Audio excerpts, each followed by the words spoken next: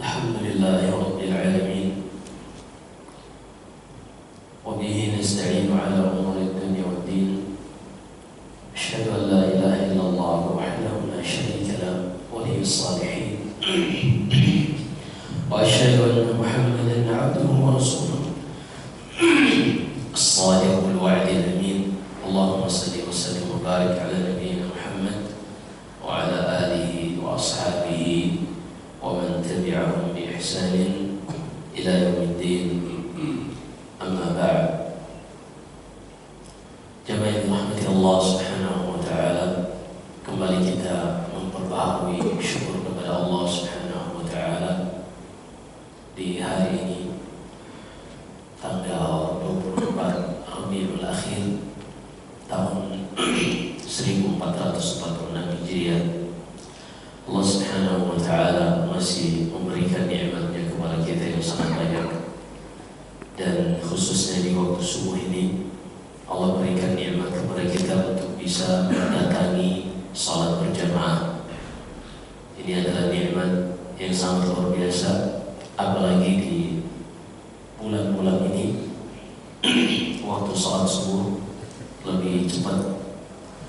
Dan Nabi sallallahu alaihi wasallam mengatakan sebagaimana dalam Sahih Bukhari, kata beliau, "Athqalus salati 'ala al-munafiqin al-isya wal fajr. Law 'alimu ma fihima la atawhuma wal muhabba." Salat yang paling berat bagi orang-orang munafik adalah salat isya dan salat subuh. Tapi kata Rasulullah, kalau seandainya mereka mengetahui keutamaan dan kebaikan serta keberkahan yang mereka dapatkan dari dua salat tersebut, niscaya mereka akan memaksakan diri untuk mendatangi kedua salat ini walaupun dalam keadaan merangkak.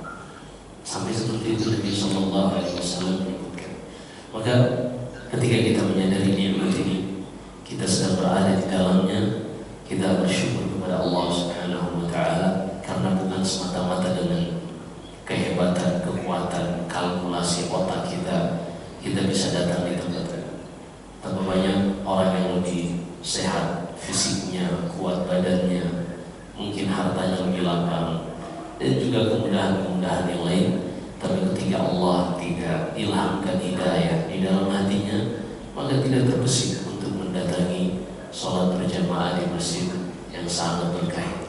Ini nikmat yang sangat luar biasa yang seorang tidak akan bisa merasakannya kecuali nikmat ini sudah diangkat. Wal'iyadu billah, ketika seorang telah dipanggil oleh Allah Subhanahu wa taala, semua akan menyesal. Dan satu penyesalan yang Allah ceritakan di dalam surah Al-Fajr, yang hendaknya membuat kita yang masih hidup ini berpikir lagi untuk menyia-nyiakan hidup ini. Allah sebutkan di surat Al-Fajr tentang seorang yang sudah diwafatkan. Kata Allah Subhanahu wa taala, yaqulu ya laitani qaddamtu li hayati.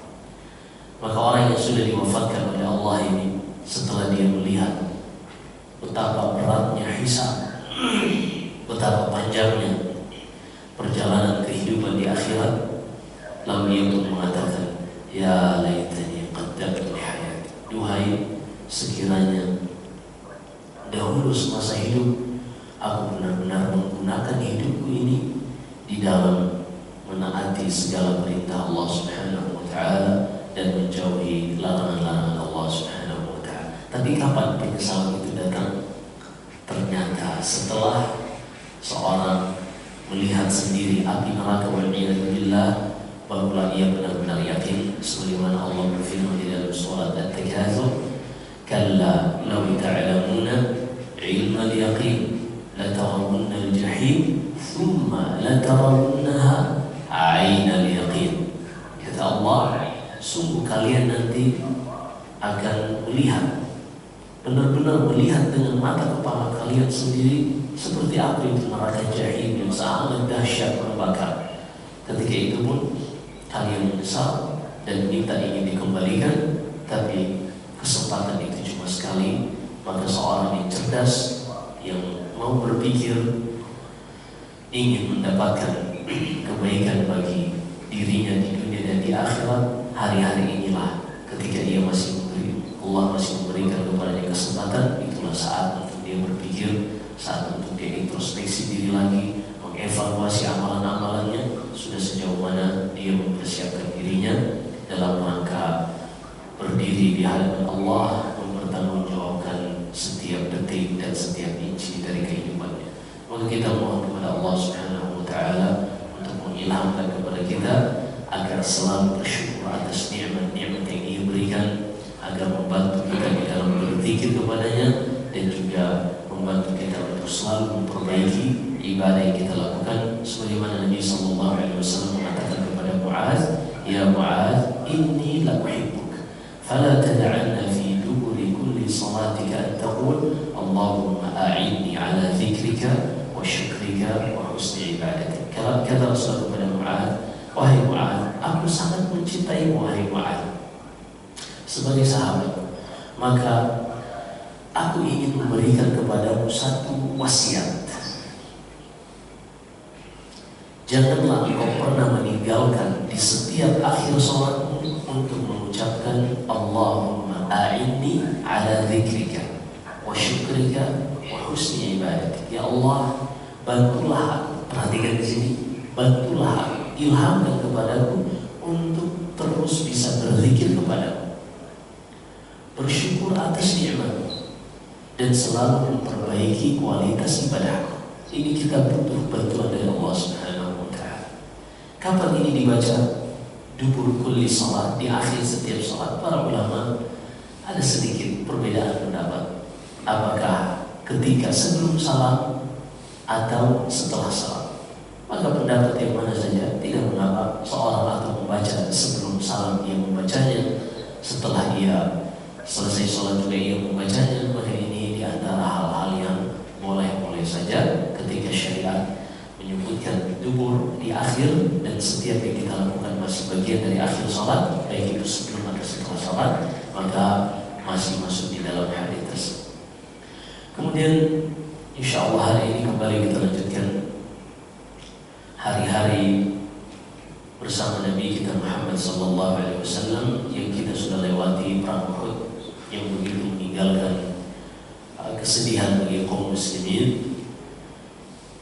Dan ternyata perang Uhud ini yang memang kaum muslimin mengalami banyak kerugian, banyak yang terbunuh, dan kekalahan berada pada pihak kaum muslimin, ternyata membuat kabilah-kabilah Arab dan juga Yahud yang ada di Madinah, mereka mulai lancang terhadap kaum muslimin. Padahal ketika perang Badar dan kaum muslimin menang, mereka tidak ada yang berani bersama melawan kaum muslimin, hingga muncul orang-orang munafik yang menampakkan Islam, tapi hakikatnya di dalam diri mereka menyembunyikan kekufuran. Kenapa mereka menampakkan Islam? Karena mereka mengetahui Islam kuat. Tapi setelah terjadinya perang Uhud ini dan kaum muslimin kalah, maka kabilah-kabilah bangsa Arab ini mereka mulai lancang terhadap kaum muslim, hingga akhirnya satu kabilah dari Bani Asad bin Khuzaimah, mereka mulai merancang strategi untuk menyerang kaum muslimin di Madinah. Maka Nabi sallallahu alaihi wasallam melalui informan-informannya yang mengetahui berita ini, dan bisa juga wahyu melalui malaikat Jibril yang mengetahui niat dan strategi Bani Asad bin Khuzaimah, maka Nabi sallallahu alaihi wasallam pun mempersiapkan pasukannya untuk mendatangi Bani Asad bin Khuzaimah ini. Rasulullah mengirimkan ada 150 pasukan yang dikomandani oleh Abu Salamah radhiyallahu ta'ala, yang mana Abu Salamah sebenarnya pada saat itu ia pun terluka ketika perang Uhud. Hanya saja pada saat itu ia masih bertahan. Ia pun menjadi pemimpin komandan pada pasukan yang akan menyerang Bani Asad bin Khuzaimah. Berangkatlah mereka hingga sampai ke daerah Bani Asad bin Khuzaimah ini, maka mereka berhasil menguasai daerah tersebut dan tidak ada dari Bani Asad bin Khuzaimah yang melawan, hingga akhirnya kaum muslimin pun pulang dengan membawa ghanimah harta rampasan perang, karena Bani Asad bin Khuzaimah mereka berlari dari desa mereka. Maka pulanglah Abu Salamah bersama sahabat-sahabat yang jumlahnya 150 tadi kembali ke Madinah dengan membawa harta rampasan perang dari onta dan juga kambing. Ketika pulang, ternyata ini terjadi di bulan Muharram. Ternyata pada saat itu Abu Salamah radhiyallahu taala luka yang ia alami ketika perang Uhud semakin berat hingga akhirnya beliau terbunuh, wafat, mati syahid di bulan Muharram ini. Di sisi lain, ini tidak masuk yang diceritakan oleh beliau, tapi nanti akan masuk di beberapa saat berikutnya nanti. Pada saat ini Ummu Salamah, istri dari Abu Salamah pun menjanda. Karena Abu Salamah ini wafat, berarti istrinya menjadi janda. Yang mana kisah Abu Salamah dan Ummu Salamah ketika hijrah kita sudah ceritakan juga sangat dramatis. Ini sangat luar biasa. Abu Salamah dan Ummu Salamah istrinya sangat-sangat saling mencintai. Dan ketika hijrah di Habasyah di awal tahun ke-5 Hijriah, mereka berdua berhijrah meninggalkan kota Mekah ke Habasyah yang sudah kita ceritakan, dan kembali setelah mengetahui Rasulullah berhijrah ke Madinah. Nanti kita akan sebutkan bahwasanya Ummu Salamah ini ia bertanya-tanya karena ketika peristiwa wafatnya Abu Salamah, Rasulullah mengajarkan doa kepada kaum muslimin ketika mereka terkena musibah untuk membaca doa Allahumma ajurni fi musibati wa akhlifni khairan minha. Ini doa ketiga terkena musibah. Artinya Allahumma ajurni fi musibati, ya Allah berikanlah pahala terbaik untukku dari musibah yang menimpaku ini, wa akhlifni khairan minha, dan gantikan untukku yang lebih baik dari musibah yang menimpaku ini. Ini perhatikan seorang muslim ketika ia terkena musibah, bukan ia marah-marah, nggak menerima takdir. Apalagi dulu di zaman jahiliyah ada namanya meratap, menampar-nampar pipi, mencabak rambut, menyopik-nyopik baju, guling-guling terkadang, menunjukkan keadaan tidak menerima takdir. Padahal ia mau melakukan apapun, musibah yang sudah terjadi tidak akan bisa kembali. Seorang yang sudah meninggal tidak akan hidup lagi. Dan di dalam Islam kita diajarkan untuk selalu optimis dan memiliki aura positif. Rasulullah mengajarkan Allahumma ajurni fi musibati, ya Allah berikanlah pahala terbaik dari musibahku dan gantikan untukku yang lebih baik dari musibah ini. Ketika Abu Salamah meninggal, Ummu Salamah mengatakan, aku membaca doa ini, kalau berikan pahala yang terbaik, iya, itu tidak ada masalah. Tapi gantikan yang lebih baik untukku dari musibah yang menimpaku, yaitu Abu Salamah. Emang ada yang lebih baik dari Abu Salamah? Ini Ummu Salamah terus bertanya-tanya. Yang terkadang seorang wanita kalau udah cinta sama suaminya, kayaknya semua laki-laki di dunia itu gak ada yang lebih ganteng dari suaminya. Sampai kata Ummu Salamah, emang ada yang lebih baik dari Abu Salamah? Tapi nanti kita lihat seperti apa. Intinya ketika wafat Abu Salamah, Ummu Salamah ini menjanda hingga ia melewati masa ihdad, masa iddahnya 4 bulan 10 hari, karena seorang wanita yang ditinggal wafat suaminya, masa ihdadnya adalah 4 bulan 10 hari, sebagaimana Allah sebutkan di dalam surat Al-Baqarah, walladzina yatawaffawna minkum wa yadharuna azwajan yatarabbasna bi anfusihinna arba'ata ashhurin wa ashra. Dan wanita-wanita yang ditinggal wafat oleh suami mereka, masa iddahnya adalah 4 bulan 10 hari, kecuali wanita yang ditinggal wafat suaminya dalam keadaan hamil, maka masa iddahnya hanya sampai ia melahirkan. Kalau misalnya suaminya meninggal nih tadi malam, pagi ini ia melahirkan, maka selesai masa iddahnya. Tapi ia melewati masa nifas maksimal 40 hari, selesai, ia sudah bisa menikah lagi. Ketika Ummu Salamah lewat masa iddahnya, datang Umar bin Khattab menawarkan diri untuk menikahi Ummu Salamah. Setelahnya datang Abu Bakar, tapi semuanya ditolak oleh Ummu Salamah. Padahal Umar bin Khattab ini sahabat terbaik. Abu Bakar lebih baik dari Umar. Bahkan kaum muslimin ijma' yang kata dalam hadis Abdullah bin Umar, manusia terbaik dari umat ini setelah Nabi kita Muhammad SAW adalah Abu Bakar, kemudian Umar. Tapi itulah cinta pada Ummu Salamah, membutakan hatinya dari laki-laki yang lain.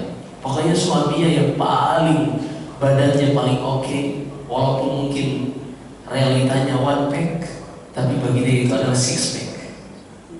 Paham maksudnya? Jadi 6 pack itu yang bodybuilder itu membentuk sampai ada 6 kotakan di sini. 1 pack. Itu kebanyakan kita 1 pack, hanya 1 aja. Tapi begitulah wanita. Semuanya ditolak. Tapi kenapa sahabat berlomba-lomba untuk mendatangi Ummu Salamah? Ini 2 hal. Pertama dahulu, para sahabat mengetahui bahwasanya wanita ketika ditinggal suaminya itu berat dari banyak hal, termasuk menafkahi. Sehingga Nabi SAW di dalam syariat Allah ini diantara strategi untuk menghilangkan problematika sosial di masyarakat. Nabi SAW mengatakan dalam Sahih Bukhari, as-sa'i ilal aramil wal aitam kal mujahid fi sabilillah. Seorang yang berjuang membantu para janda dan anak yatim ini seperti yang berjihad di jalan Allah. Maka ketika ada seorang yang ditinggal wafat oleh suaminya, maka para sahabat berlomba-lomba untuk membantunya. Sebagian menerjemahkannya dengan mencoba menikahinya. Kenapa mereka berlomba-lomba khususnya Ummu Salamah? Ternyata Ummu Salamah dari Bani Makhzum ini wanita yang sangat cantik. Sangat cantik. Ini luar biasa. Dan wanita-wanita pada zaman itu menikah di usia 15 tahun, 14 tahun, 17 tahun, 19 tahun, bahkan ada di 10 tahun. Sofia bin Huyai, dia anak petinggi Yahudi Bani Nadir. Sebentar lagi kita akan sebutkan kisahnya di tahun ke-4. Kita sekarang mulai masuk di bulan Muharram tahun ke-4. Sofia bin Huyai ini dinikahi oleh Rasulullah dalam keadaan sudah menjanda sebanyak 2 kali dari Salam bin Abi Uqayyid dan suami sebelumnya orang Yahudi, sudah menjanda 2 kali baru dinikahi oleh Rasulullah. Tapi ketika dinikahi oleh Rasulullah usianya baru 17 tahun. Jadi sehingga dahulu para orang Arab dari kaum musyrikin Yahud tidak ada yang menjatuhkan Rasulullah hanya karena menikahi Aisyah di usia 9 tahun. Karena memang di zaman itu berbeda dengan peradaban di zaman kita, dan kita tidak bisa menghukumi peradaban zaman sebelumnya hanya karena tidak sesuai dengan peradaban zaman kita. Zaman dulu misalnya, zaman para nabi, Nabi Dawud, Nabi Sulaiman, berbeda dengan zaman kita. Nabi Dawud istrinya 100, Nabi Sulaiman istrinya 1000. Kita 1 aja cukup. Kan seperti itu. Berbeda peradaban. Ustaz, berarti ini jadi dalil Nabi Dawud, Nabi Sulaiman banyak istri untuk anjuran untuk memperbanyak istri. Kata siapa? Kata Allah, فَإِنْ خِفْتُمْ أَلَّا تَعْدِلُوا فَوَاحِدَةً أَوْ مَا مَلَكَتْ أَيْمَانُكُمْ ذَلِكَ أَدْنَىٰ أَلَّا تَعْدِلُوا. Kalau kalian tidak sanggup untuk berbuat adil, maka cukup 1. Karena itu lebih membantu kalian untuk tidak lebih susah. Jadi yang disebutkan dalam surat An-Nisa, banyaknya orang yang membaca di surat An-Nisa ayat 3 tadi, mereka membaca awal-awalnya saja. Fankihu ma taba lakum minan nisa'i mathna wa thulatha wa ruba'. Nikahilah dari wanita-wanita yang baik 2, 3 atau 4. Yang dibaca di awalnya doang. Padahal akhir ayat tersebut, fa in khiftum alla ta'dilu fawahidatan aw ma malakat aymanukum dzalika adna alla ta'dilu. Tapi kalau kalian khawatir tidak bisa berbuat adil, udah cukup satu aja. Jangan macam-macam. Karena satu saja ini membuat kalian lebih mudah agar tidak hidup susah, tidak lebih terjatuh kepada kemiskinan. Intinya Umar bin Khattab ditolak, lalu Abu Bakar ditolak. Datang Ammar bin Yasir. Ammar bin Yasir ini masih saudara dengan Ummu Salamah. Ternyata Ammar bin Yasir bukan untuk melamar bagi dirinya, tapi ia melamarkan untuk Rasulullah SAW. Akhirnya Ummu Salamah mengatakan, Rasulullah, mungkin ini jawaban dari doanya wa akhlifli khairan minha. Ya Allah, berikan pahala terbaik untuk dari musibah dan gantikan yang lebih baik. Ia selalu bertanya, siapa yang lebih baik dari Abu Salamah? Menurut dia Abu Bakar dan Umar tidak lebih baik daripada suaminya dari sisi interaksi suami istri. Tapi ketika datang Rasulullah, beliau mengatakan, wahai Rasulullah, tidak ada faktor yang membuatmu untuk menolakmu atau menerimamu, hanya saja aku ini wanita yang pencemburu dan engkau memiliki lebih dari satu istri. Pada saat itu Rasulullah sudah memiliki istri Aisyah, dan sebelumnya ada Khuzaimah, Zainab bintu Khuzaimah, dan juga Saudah bintu Zam'ah. Jadi Rasulullah sudah punya 2 atau 3 istri, lalu dia melamar Ummu Salamah. Akhirnya Ummu Salamah pun mengatakan seperti itu, tidak ada yang menghalangi untuk menerima, hanya saja aku ini wanita yang cemburu. Akhirnya Rasulullah mendoakan, aku akan doakan kepada Allah untuk menghilangkan kecemburuan dari hati. Akhirnya didoakan. Tapi kan ini Rasulullah, Pak, doanya makbul. Bapak-bapak mau coba, oh iya nanti aku doakan kepada Allah, nanti kecemburuan hilang dari hatimu. Ini doanya Rasulullah makbul, Pak. Kalau doa kita masih belum tentu. Maka akhirnya Rasulullah pun menikahi Ummu Salamah. Demikian pula Rasulullah menikahi Hafsah bintu Umar, karena suami dari Hafsah bintu Umar, Abdullah bin Jahash, juga wafat pada saat perang Uhud ini.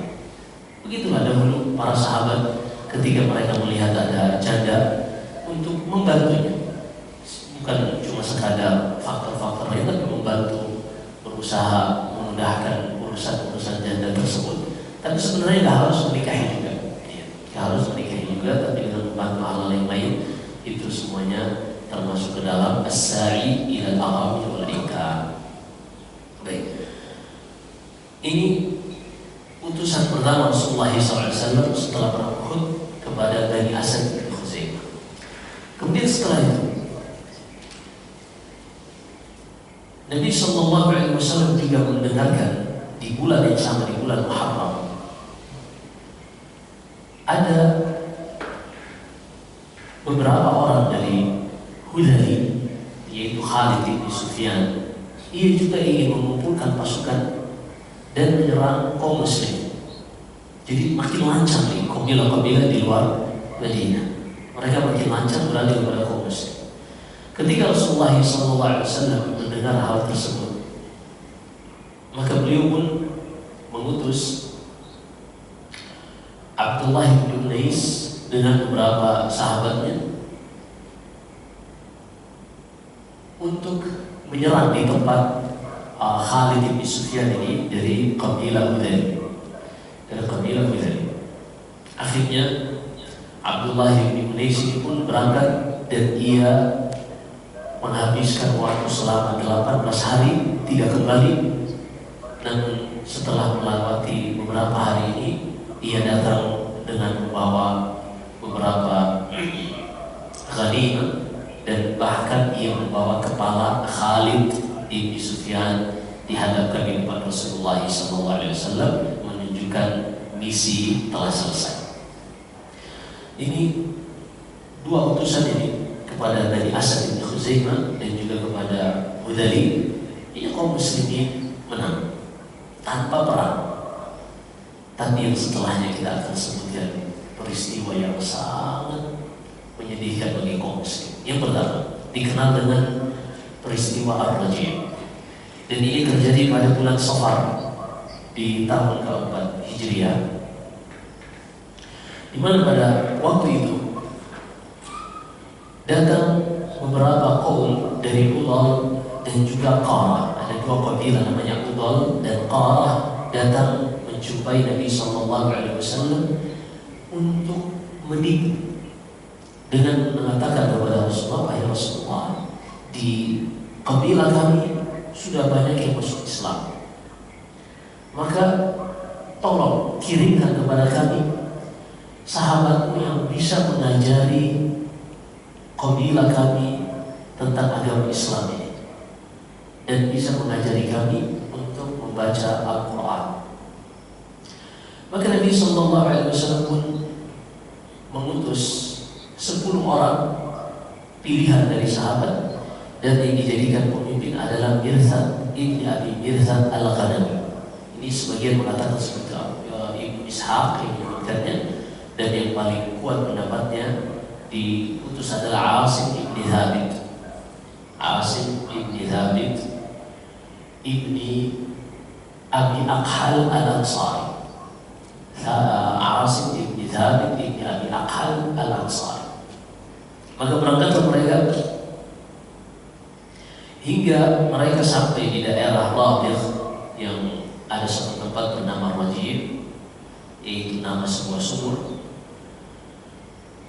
Tiba-tiba orang-orang yang datang bersama mereka dari Madinah, utusan dari Allah dan Qarah tadi yang menjemput utusan Nabi SAW untuk mengajari Al-Quran, ketika sudah menjauhi Madinah dan sampai di daerah mereka, ternyata ini adalah jebakan.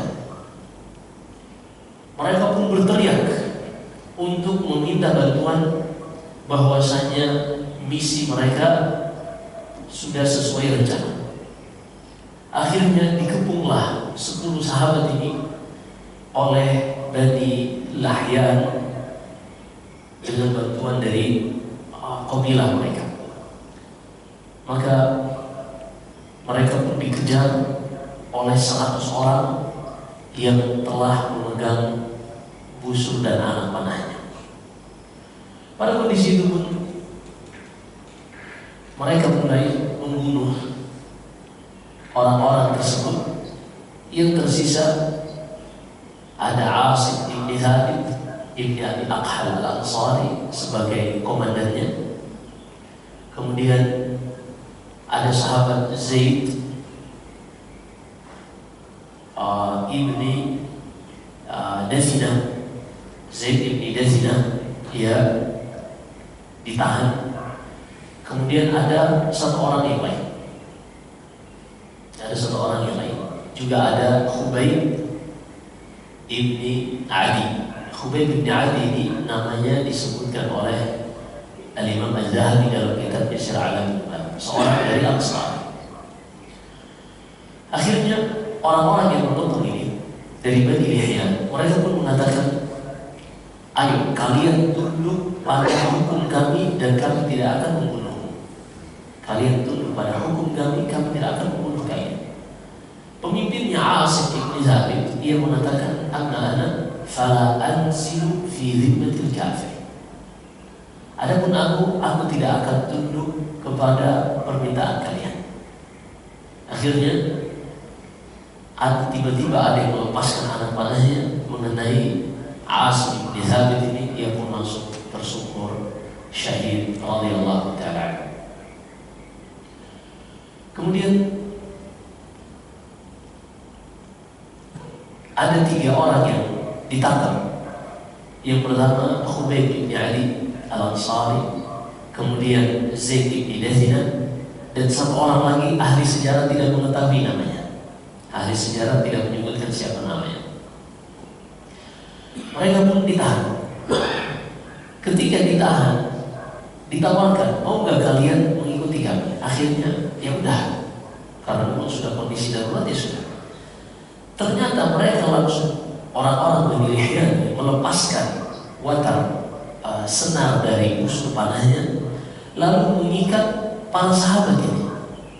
Para sahabat pun heran, kok kami diikat? Katanya tadi kami cukup tunduk dengan permintaan kalian, kenapa kami harus diikat?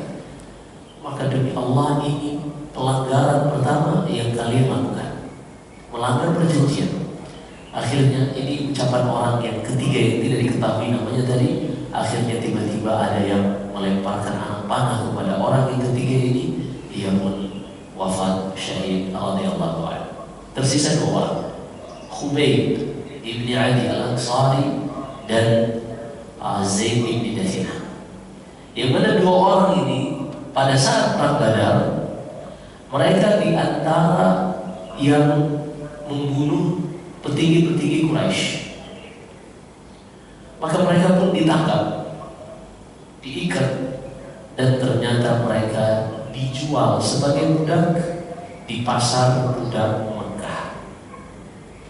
Dan mereka ini membunuh petinggi-petinggi Mekah Quraisy ketika perang Badar. Ketika mereka dijual di pasar Mekah, orang Mekah melihat mereka yang membunuh ayah mereka atau saudara mereka, langsung dibeli, ingin balas dendam. Maka dibelilah Khubayb bin Ali dan juga Zaid bin Dathina ini, lalu dibawa ke Haram untuk diperlihatkan kepada orang-orang Quraisy. Ketika dibawa ke Haram, tentunya mereka tidak akan membunuh seorang di Haram, di sekitar Haram. Haram itu bagian Mekah, termasuk di dalamnya Mina, sebagian Arafah. Ini haram yang seorang tidak boleh melakukan pembunuhan di situ. Itu tempat yang dihormati sejak dari zaman dahulu. Akhirnya mereka pun membawa Khubayb keluar Haram dan membawa Zaid bin Dathina ke Ji'rana. Dibunuhlah Zaid bin Dathina, begitu juga Khubayb ibni Ali. Tapi ketika mereka ingin membunuh Khubayb mengatakan, "Da'ani usalli raka'atain." Jangan bunuh aku dulu, aku minta izin untuk sholat 2 rakaat. Sebelum sholat 2 rakaat ini, ia diikat di luar Haram oleh orang Mekah. Tapi anehnya, tangannya dibelenggu, kemudian kakinya dibelenggu. Hanya masih bisa ia menggerakkan tangannya, hanya saja diikat tidak leluasa. Ketika itu lagi sedang menunggu untuk dibunuh ini, ia meminta silet untuk memotong kukunya, mencukur kumisnya, dan juga membersihkan bulu-bulu yang merupakan fitrah yang harus dibersihkan. Karena Rasulullah mengatakan khamsun minal fitrah, ada 5 hal di antara fitrah, yaitu mencukur kumis, memotong kuku, membersihkan bulu kemaluan, dan juga diantaranya adalah khitan. Ini fitrah. Fitrah itu artinya harus dilakukan, harus dijaga. Maka ia masih sempat seperti itu. Ketika ia sedang memegang silet ini, ada anak dari istri yang menahannya. Ia sedang bersama anak kecilnya. Anak kecilnya bermain-main dan ia sibuk. Wanita ini ibunya sibuk. Anak ini mendekati Khubayb dan duduk di pangkuan Khubayb yang sedang diikat tapi megang silet. Ini tahanan, udah pasti dibunuh. Anak mereka yang masih kecil ada di tangannya. Kira-kira apa yang akan dilakukan? Ibunya pun berpikir seperti itu. Ketika ia menyadari anaknya berada di pangkuan Khubayb, ia langsung panik. Langsung lalu kata Khubayb, "Atatununi anni aqtuluha?" Apakah engkau menyangka aku akan membunuh anak ini? bukan akhlak seorang muslim membunuh anak kecil.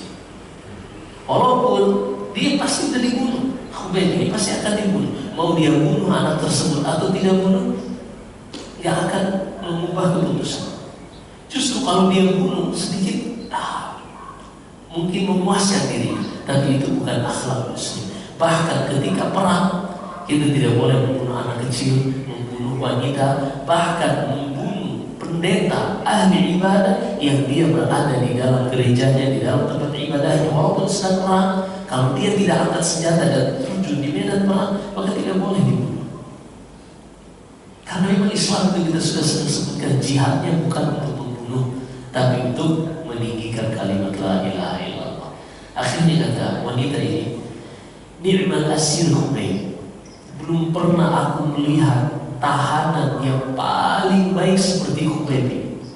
Ternyata bukan karena cuma dia tidak membunuh anaknya yang sudah ada di pangkuan Khubayb, bukan. Dia pernah memperhatikan Khubayb ini makan dari beberapa tangkai anggur. Walaysa bi Makkah thammata thamar. Padahal pada saat itu di Mekah tidak ada buah-buahan, tapi Khubayb bisa makan anggur. Kata wanita tersebut, wala azun illa annahu rizqun saqahu Allah ilaihi. Dan aku yakin itu adalah rezeki karomah yang Allah berikan kepada Khubayb untuk menghibur hatinya sehingga tetap tenang walaupun ia harus dibunuh oleh musuh-musuh Allah Subhanahu wa taala. Akhirnya datang hari Khubayb akan dibunuh. Sebelum ia dibunuh, dia meminta izin untuk sholat 2 rakaat. Ia pun sholat 2 rakaat. Setelah sholat 2 rakaat, ia mengatakan, demi Allah, kalau bukan karena khawatir kalian menyangka bahwasanya aku memperlama sholatku karena aku takut untuk dibunuh, niscaya aku akan lama-lama sholatnya. Maksudnya, sebagian orang kalau misalnya dia dikasih kesempatan sebelum dibunuh sholat 2 rakaat, kalau bisa sholat 10 jam, kan seperti itu. Tapi kata Khubayb, kalau bukan karena aku khawatir kalian menyangka aku takut dibunuh sehingga memperlama sholatku, niscaya aku akan lamakan. Tapi karena memang aku minta izin dan aku tidak takut kematian untuk menghadap Allah Subhanahu wa taala, maka beliau menyikat sholatnya. Dan dialah orang yang pertama yang mempraktekkan pertama kali sholat 2 rakaat ketika akan dibunuh. Apakah ini? Oh, berarti boleh dong kita melakukan amalan yang tidak pernah dilakukan oleh Rasulullah. Buktinya Khubayb ia melakukan sholat 2 rakaat yang tidak pernah dilakukan oleh Rasulullah. Karena Rasulullah kan belum pernah diancam seperti itu, kemudian Rasulullah minta sholat 2 rakaat. Berarti boleh. Jawabannya, jadi sholat sunnah itu ada 2 jenis. Ada sholat dzati sabab dan sholat ghairu dzati sabab. Ada sholat yang karena ada sebabnya, yang muqayyad, sudah ditentukan waktu atau tempatnya. Misalnya, ketika kita masuk masjid, kita tidak diizinkan untuk langsung duduk kecuali sampai sholat 2 rakaat. Namanya sholat tahiyatul masjid. Ini ada alasannya, karena masuk masjid. Begitu juga ketika kita selesai wudhu, di dalam hadis Utsman bin Affan di Sahih Bukhari dan Sahih Muslim disunahkan untuk habis wudhu sholat 2 rakaat sebagaimana dilakukan Utsman dan juga Bilal radhiyallahu anhu. Begitu juga ketika misalnya seorang habis tawaf di Ka'bah, lalu ia sholat 2 rakaat di belakang maqam Ibrahim. Nah, ini semua sholat-sholat sunnah yang sudah ditentukan ada waktunya. Atau misalnya sholat qabliyah, sholat ba'diyah. Tapi ada sholat yang namanya sholat mutlaqah, sholat yang tidak ada sebabnya. Misalnya, kita udah sholat ba'diyah, habis zuhur misalnya. Habis zuhur ini, apakah kita dilarang sholat sampai asar? Nggak ada larangan. Maka kita ingin sholat apapun, berapapun jumlahnya, sah. Sehingga disebutkan Imam Ahmad rahimahullah, beliau ketika sehat, sholatnya tidak kurang dari 300 rakaat setiap hari. Ketika beliau sakit, beliau hanya bisa sholat 100 rakaat sehari ketika lagi sakit. Sholat apa ini? yaitu dari sholat-sholat mutlak tadi. Seperti di malam hari misalnya kita bangun, kita pengen sholat apa nih? Mau tahajud, mau witir atau mau apa? Atau mungkin sholat mutlak, sah. Yang tidak boleh pada 2 waktu. Setelah sholat subuh sampai terbit matahari, dan setelah sholat asar sampai matahari terbenam. Yang dilarang pada saat itu adalah sholat sunnah mutlak. Sehingga kalau seorang habis wudu, walaupun setelah subuh sebelum terbit matahari, maka dia boleh sholat. Ini pendapat yang rajih di kalangan para ulama. Atau dia masuk masjid di waktu habis asar sebelum matahari terbenam. Ada pengajian misalnya jam 5 sore, dia masuk. Ini dia sholat tahiyatul masjid atau enggak? Maka kalau dia sholat tahiyatul masjid, kenapa? Karena tahiyatul masjid ada sebabnya. Yang dilarang itu sholat sunnah mutlaqah, sholat sunnah yang tidak ada sebabnya. Seorang ketika habis sholat asar dia tidak boleh sholat kecuali sampai matahari terbenam, dan juga ketika selesai sholat subuh seperti ini dia tidak boleh sholat sampai matahari terbit kalau sholatnya adalah mutlaqah yang tidak ada sebabnya. Belum kan? Begitu lagi ya? Maka Khubayb ibn Adi dialah yang pertama kali melakukan sholat sunnah khusus untuk ini. Yang mutlak secara umum dia pengen sholat minta, tapi para ulama menyebutkan dia orang yang pertama kali permintaannya akhir sebelum dibunuh adalah meminta untuk sholat 2 rakaat. Ya. Ada pun setelahnya disebutkan ini sholat sebelum eksekusi, itu penamaan saja. Tapi yang dilakukan oleh Khubayb adalah sholat sunnah mutlaqah yang dia lakukan dari permintaannya sebelum dieksekusi. Ada pun sahabat Zaid bin Dathina, ketika dia dikeluarkan dibawa ke Ji'rana, di situ ada Abu Sufyan bin Harb. Pada saat itu dia masih musyrik. Dia pun bertanya kepada Zaid bin Dathina yang sebentar lagi akan dieksekusi mati. Dia mengatakan, wahai Zaid, bagaimana menurut kalau kami menggantikan posisimu ini digantikan oleh Muhammad SAW, dia yang akan kami bunuh dan engkau di rumahmu saja tenang menikmati bersama keluarga. Apa kata Zaid bin Dathina?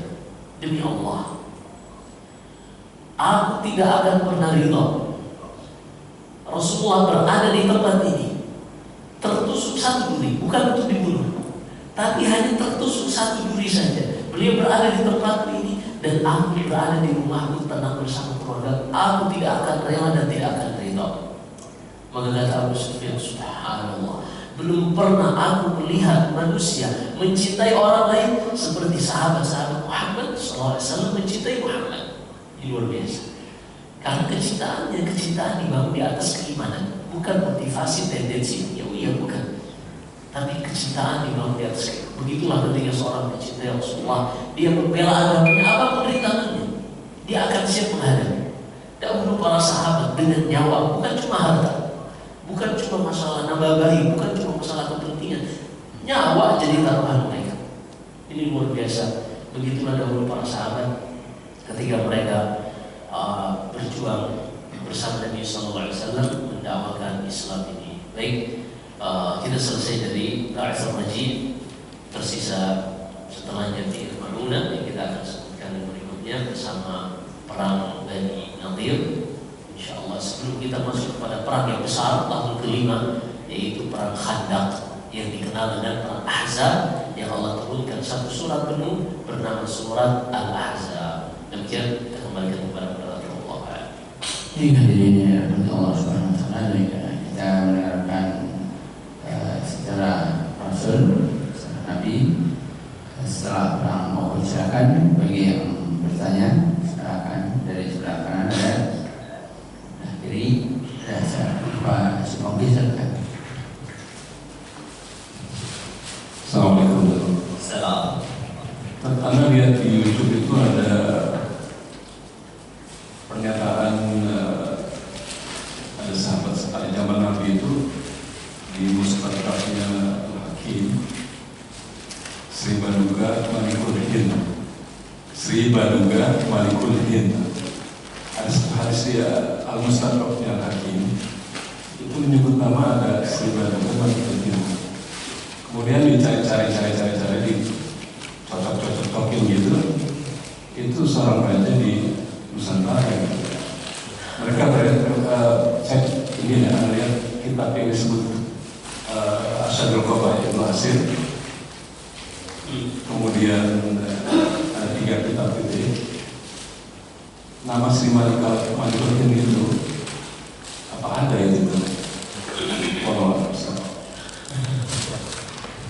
Jadi Sri Baduga Malikul Jin. Pertemuan orang ini dia bertemu. Iya. Iya, nanti kita jadikan bahan penelitian insyaallah. Kita coba cari.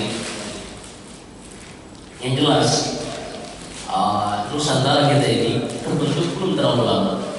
Sebelumnya memang orang-orang yang datang mereka menyangka ini India, sehingga mereka menamakannya Hind.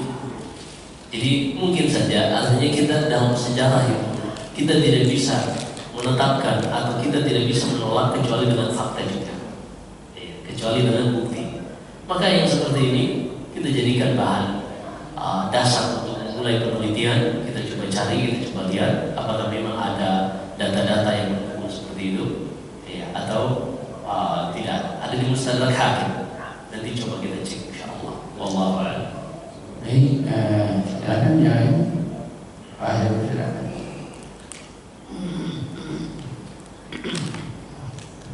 Assalamualaikum warahmatullahi wabarakatuh.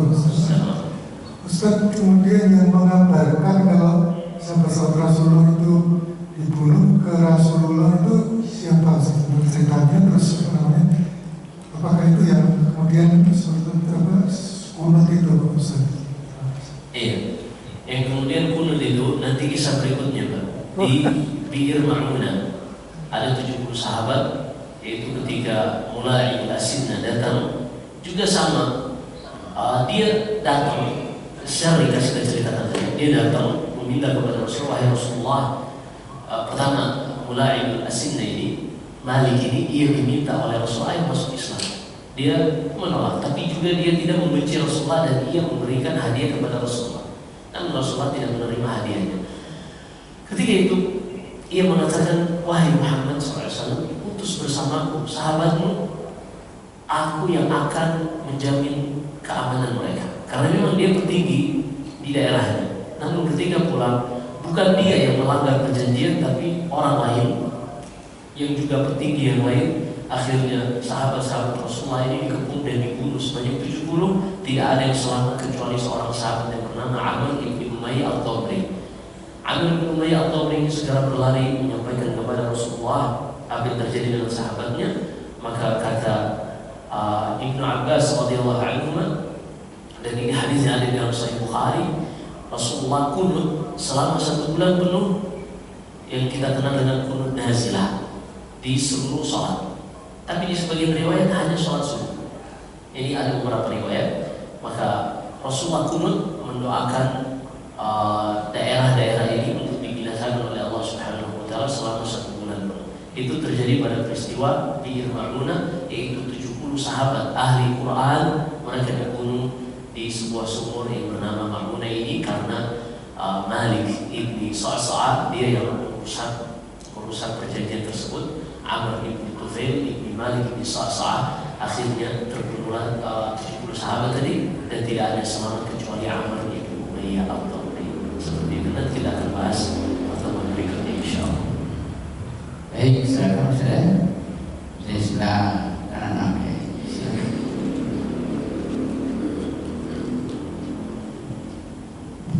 Assalamualaikum Ustaz. Tentang Ummu Salamah yang sangat menyintai Abu Salamah, dan Abu Salamah juga saat itu juga sangat juga menyintai Ummu Salamah. Di surga nanti yang lebih berhak bersama Ummu Salamah, Rasulullah apa Abu Salamah Ustaz? Ini dari panjang sirah yang kita bahas, semua itu kayaknya. Nah, Nabi SAW mengatakan, inna kunna ma'a akhiri azwajikunna di dunia. Seorang wanita itu di akhirat kelak yang dia punya suami lebih dari 1, maksudnya menikah, entah cerai atau suaminya meninggal kemudian menikah lagi, Dengan siapa dia? Bersama suami yang mana di akhirat kelak? Ketika Allah berfirman di dalam surat Yasin, Inna ashabal jannati al-yawma fi syughulin fakihun hum wa azwajuhum. Mereka bersama istri-istri mereka. Maka siapa yang akan wanita yang bersama suami yang mana? Kata Rasulullah, dia akan bersama suami paling terakhir. Maka seorang istri kalau misalnya dia ingin bersama suaminya, tapi suaminya keburu meninggal, maka dia bersama sampai dia pun menyusul suaminya. Kalau memang cintanya cinta mati. Tapi kan suaminya meninggal, besok melihat wah masih banyak ternyata yang lebih baik dari suaminya. Suaminya one pack, yang six pack ternyata banyak. Ya seperti itu pilihan bagi wanita. Kalau dia ingin menikah lagi, maka dia akan bersama suami yang paling terakhir yang ia nikahi di dunia ini. Demikian Allah Ta'ala. Masya Allah. Baik, sudah.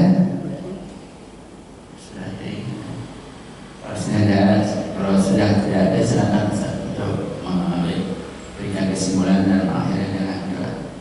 Baik, ini kita bisa sampaikan perjuangan Nabi Sallallahu Alaihi Wasallam, perjuangan para sahabatnya itu bukan perjuangan yang gratis, yang tidak ada harga yang harus dibayar, tapi perjuangan yang mengorbankan, mengerahkan harta bahkan nyawa, sehingga orang-orang yang berjalan di jalan Allah, berdakwah fi sabilillah, mereka ketika mendapati kendala-kendala di dalam dakwah, gesekan-gesekan, bagi mereka tidak ada apa-apa. Sebagaimana Nabi kita Muhammad SAW ketika mendapatkan intimidasi, juga olok-olokan, bahkan orang-orang Yahudi yang terus menyakiti Rasulullah mengatakan, laqad uziya Musa akbar min hada. Dulu saudara Nabi Musa, ia pernah disakiti oleh umatnya lebih berat dari aku. Maka Rasulullah bersabar ketika mengingat bagaimana dahulu perjuangan Nabi Musa.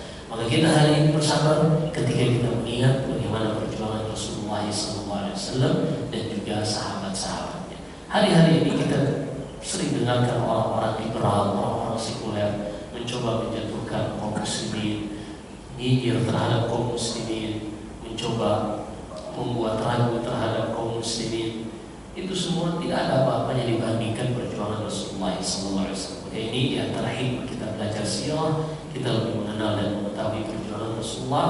Dengan seperti itu kita lebih mencintai beliau, mengamalkan sunnah beliau, dan juga semoga Allah Subhanahu Wa Taala mengilhamkan kepada kita sabar agar kita bisa berdakwah sebagaimana halnya Rasulullah dan sahabatnya, hingga Allah Subhanahu Wa Taala mewafatkan kita istiqamah di atas Islam. Demikian, semoga Allah Subhanahu Wa Taala menjadikan pertemuan kita ini pertemuan yang bermanfaat, yang berkah, yang akan kita banggakan di hadapan Allah Subhanahu Wa Taala. Wallahu a'lam. Jika ada benar semata-mata dari Allah Subhanahu Wa Taala, jika ada kesalahan dan kekurangan dari saya, wa astaghfirullah li wa lakum. Sallallahu alaihi wa sallam. Muhammad subhanahu wa ta'ala rabbil izzati amma yasifun wa salamun alal mursalin walhamdulillahi rabbil alamin.